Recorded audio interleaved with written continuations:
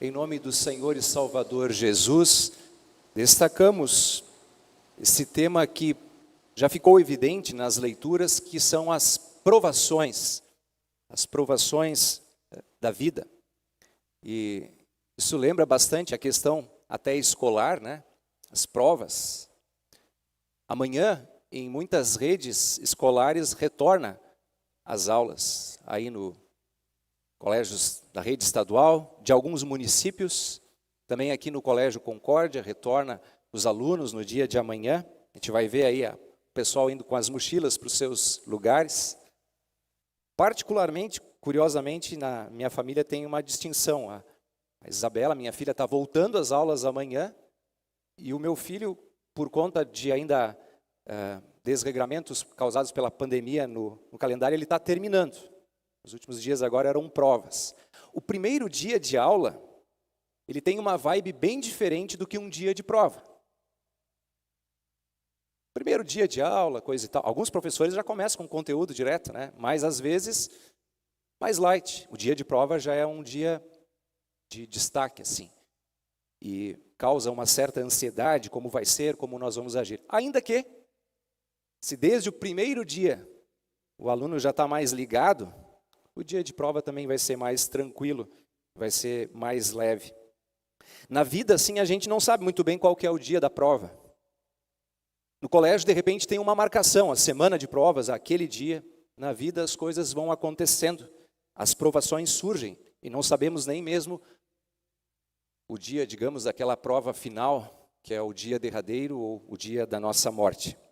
Provas e provações, então, estão aí dentro do nosso tema, e vocês devem ter percebido, quem está assistindo depois dessa mensagem separado, é bom saber que a gente passou por alguns textos que falavam sobre isso. Eu relembro rapidamente, em Gênesis 22, nós tínhamos aquele momento ali em que Abraão é provado, texto que o pastor Reinaldo nos leu, bem claro, o momento em que é colocado em xeque o que Abraão desejava muito, que era o seu filho. Ofereça o filho, era uma provação dura, séria. Vocês viram que também no Evangelho, em Marcos, momento, ainda que Marcos descreve rapidamente, quando Jesus é tentado durante 40 dias, e o texto também ali de Tiago, que destaca essa questão da provação. Ele destaca sobre a origem da provação e, por que não dizer, da tentação, né? Antes de seguir aqui falando de outros momentos bíblicos, é interessante sim como é que a gente age e reage às provações e tentações. Como é que a gente lida naquele momento assim de maior dificuldade, né? Alguns dizem assim, mas por que comigo isso? Talvez o certo seja dizer, mas por que não comigo, né? Será que eu sou melhor que os outros? Por que isso? Ou para que isso? E sim, são várias coisas que nos fazem pensar nessas horas de maior dificuldade. Citando ainda, só para a gente assim, se localizar com outras provações que a Bíblia fala, muitas, né? Mas eu lembro que Adão e Eva foram reprovados, né? Outra é muito clássica, em Gênesis 39, é uma provação que José enfrentou, uma tentação da esposa de Potifar, que ele foi aprovado. A gente pode lembrar também da pressão que Daniel recebeu, sendo ameaçado pelos leões, uma forte provação. E aí nós temos essa sequência de ações, de situações que falam durante toda a Bíblia. E levanta daqui a pouco uma pergunta em muitos dessas duas palavras, a provação e a tentação. Será que tem diferença? São a mesma coisa? Do ponto de vista da frase escrita, elas estão usadas de maneira idêntica. Porém, sistematicamente ou até didaticamente, a gente pode separar ali na Bíblia. Até pelo que Tiago hoje nos fala no texto que lembro. A provação, ela é às vezes dita assim como um motivo de alegria. Isso causa estranheza, tanto Pedro como Tiago escrevem assim, porque fala que essas provações vão gerar perseverança, amadurecimento, ou seja, são para o bem, para a edificação.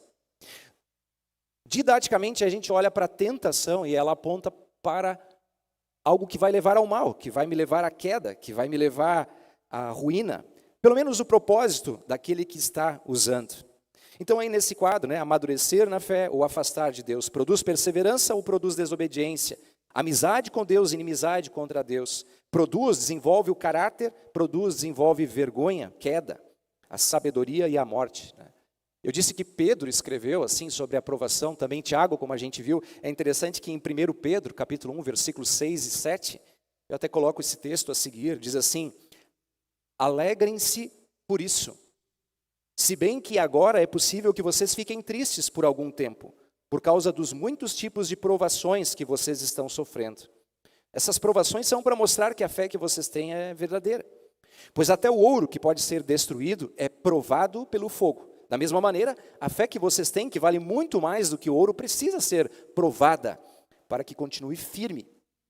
Interessante isso, precisa ser provada para que continue firme. E assim vocês receberão, falando em prova e provação, eu coloquei a palavra sublinhada, aprovação, glória e honra no dia em que Jesus Cristo for revelado. É assim que Pedro coloca essa situação, essa palavra, esse destaque assim, né? E aí a gente vê o texto de Tiago. Eu convido vocês, apesar de estar sendo textual aqui, às vezes a gente perde a atenção, mas foquem bem nesse tema e relembrem aqui, né? Eu li antes e agora releio. Bem-aventurado é aquele que suporta com perseverança a aprovação. Porque depois de ter sido aprovado, receberá a coroa da vida, a qual o Senhor prometeu aos que o amam. Ninguém ao ser tentado diga, eu sou tentado por Deus. Porque Deus não pode ser tentado pelo mal e Ele mesmo não tenta ninguém. Aqui a gente pensa um pouquinho mais nesse tema, né, da provação e da tentação. E Tiago usa essa expressão, Deus não tenta ninguém. Ao mesmo tempo, Ele prevê provações para o bem. Então pode ser, na verdade, se a gente pensar, o mesmo fato, a mesma coisa que aconteceu.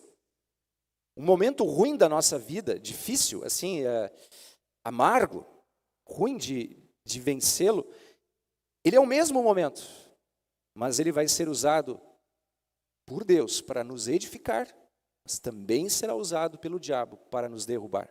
Marcos coloca isso, Jesus foi tentado, estava entre as feras, mas os anjos o serviam. Há uma distinção daquele mesmo fato para a nossa caminhada, para nosso andar. Caim teve sentimentos em si que Deus, tu tem que vencer isso, fecha isso. O mal está batendo, cuidado. Ele foi reprovado. Assim como muitas vezes nós o somos também. Ao longo da vida temos isso claramente. Eu queria aqui focar um pouquinho mais nesse jeito que Tiago escreve. Deus não tenta ninguém. E aí tem os versos 14 e 15. Eu queria que vocês colocassem o olhar bem nele. Tem coisas profundas aqui que eu oro que o Espírito Santo conduza vocês nessa reflexão. Quando ele diz que Deus não tenta ninguém, ele diz no verso 14, ao contrário, cada um é tentado pela sua própria cobiça. Pensem um pouco mais nisso. Tentado pela sua própria cobiça, quando esta o atrai e seduz. Então a cobiça, depois de haver concebido, interessante, né? A gente pensa assim, concepção, o início, depois de ter concebido, de ter feito espaço, ela gera o pecado. E o pecado, a morte. É interessante nós pensarmos mais nisso, a cobiça. A gente tem enumerado 2 mandamentos sobre não cobiçarás. E quando diz assim que a cobiça, uma vez gerada, produz o pecado, tem uma frase que eu costumo usar que é assim, a cobiça é a porta de entrada para todos os pecados.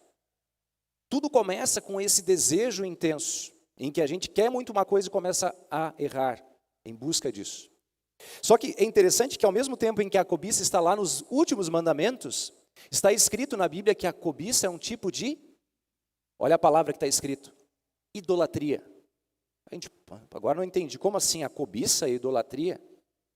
E aí pelo texto nós percebemos um pouco mais disso, que é assim, quando a gente foca muito numa coisa, nosso desenvolvimento, nossa grana, nosso poder, nosso status, a gente bota isso tanto no centro que isso vira um Deus.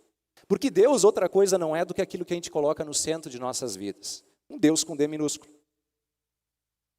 Nós manipulamos a nossa imagem e semelhança e não seguimos aquele que nos fez a nossa imagem e semelhança. E isso nos leva ao pecado. E não só isso, assim, eu ouso até dizer mais, para vocês pensarem bem. Quando a gente foca demais numa coisa, vai vir descontentamento e amargura. A gente quer demais aquilo, e aí não vem, e mesmo quando vem a gente quer outra coisa, e fica descontente, não vive uma vida leve. Por quê? Porque nunca está bom. Porque o nosso contentamento, a nossa alegria não está mais em Deus. Nem na confiança, nem no cuidado dele, está em outras coisas. Então esse negócio é algo assim que cada um tem que se sondar. Lembra, a palavra sonda é aquela que fisicamente entra e nos examina lá no fundo. Não é fácil perceber isso. Qual é a tua cobiça? Não, eu não tenho. Inicialmente a gente diz, não, eu não tenho. Mas a gente tem que ver melhor. Quando a gente quer muito uma coisa, por que eu estou querendo isso? Ah, eu quero muito uma posição, mas por quê? É para servir? Ou é porque eu quero estar ali? É porque eu me imaginei ali, eu centrei isso. E por mais bonito que seja essa posição, a gente pode se perder nas cobiças. A gente às vezes fica tentando entender o que é a luta por poder, né? Na política, nas cadeiras, tão intensa, mas o que se quer afinal? Em algum momento, isso vira uma cobiça, uma idolatria que nos tira do centro e torna a vida amarga e pesada. Jesus sempre diz de novo, vinde a mim todos os que estão cansados e sobrecarregados, e eu vos aliviarei. Então, na hora das provações, a gente tem que testar e destruir os falsos deuses. Aquilo que se ergueu como um falso Deus, desejo por riqueza, por poder, por prazer, destrói. Senão, serás reprovado veementemente. Não tem como, porque a cobiça é uma idolatria. Me chama muito a atenção, assim, né, a gente pensar nisso. O que vai cair na prova? Voltando lá à questão escolar, o que vai cair na prova? Qual é o conteúdo? Daí a gente se prepara para aquele conteúdo. Ah, vai cair isso, aquilo, aquele outro. Nesse sentido, a gente precisa pensar talvez na cobiça como algo que Jesus está nos alertando. Cuidado com isso aqui. Estuda um pouco mais isso aqui, ó. Esteja mais preparado, porque o teu coração vai sempre pesar aqui. Deus não tenta ninguém, é a tua cobiça que vai te levar à perdição. Fique ligado, isso vai cair. Tem a brincadeira, né, que os professores que gostam de brincadeirinha, o que vai cair na prova? Alguns gostam de dizer, vai cair as tuas lágrimas, né, para dizer que vai estar muito difícil a prova, né. Tem uma imagem que tem ali, né, do aluno que se prepara ou não, né, aluno que não estuda, né, então tem ali uma imagem do gatinho antes da prova, dando risada, dia da prova, meio apavorado, e depois, né, choramingando, porque errou, porque falhou, porque não se preparou. Tiago 1, 14 a 15, o texto que eu já coloquei, agora coloco até a cobiça ali com letras maiores, é o foco do que cai. E agora, eu não gosto muito de citar muito texto, que às vezes a gente não foca em nenhum, mas deem uma olhada nesse texto a seguir, eu acho ele muito, muito, muito curioso. A história de Ezequias, 2 Crônicas 32, 31. E pensem na aprovação. Olha o que diz esse texto. Deus deixou o rei Ezequias para prová-lo e para saber o que havia em seu coração. Você tem que olhar com mais calma. Veja assim, é como se... Tem lá, por exemplo, a aprovação de Jó, né, que Deus permite. Mas por que não está dando certo? Eu fiz as coisas todas aqui e deu tudo errado. Aí diz o texto, Deus deixou. Vamos ver o que está no coração. É um coração servo?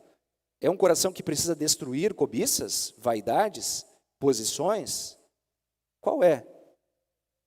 Veja que aqui Deus faz isso para provar, para o bem, para que a gente se dê de conta o que precisa ser destruído. Pois bem, se a gente pensar assim, então a gente chega à pergunta, como ser aprovado, afinal de contas, né? O que eu quero? Eu quero ser aprovado diante de quem? Lá em 1 Tessalonicenses diz assim, porque não queremos agradar pessoas, mas a Deus, que sonda mentes e corações. Então, é Ele que nos testa.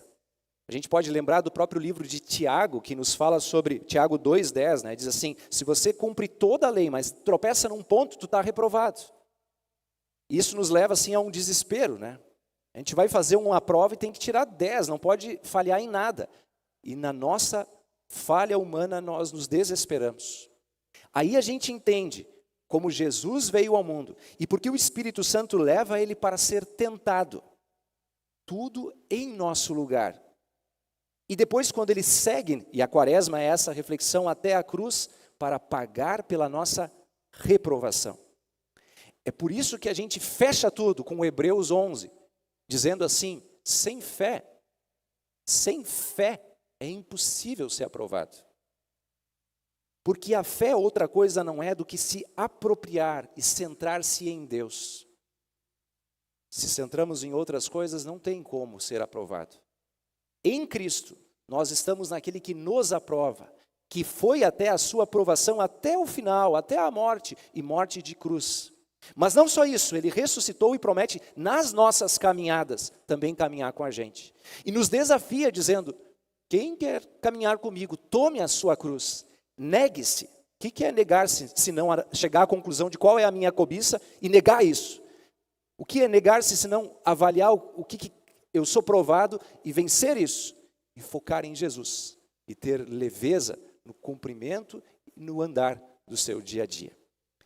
Que Deus abençoe vocês, talvez durante o dia de hoje, ainda refletirem um pouco mais nessas palavras, e especialmente assim, naquela hora mais espinhosa da provação, ter a tranquilidade de orar e colocar-se em Deus, sentir leveza, força e ser desenvolvido, como a Bíblia diz, em perseverança, para continuarmos cumprindo os seus mandamentos, seguindo o seu caminho, plenamente aprovados diante de Deus, o nosso Pai. Que na jornada, que não é só do ano letivo, mas da vida, né, gente? Deus cuide, nos fortaleça e nos direcione sempre de novo. Amém? Amém.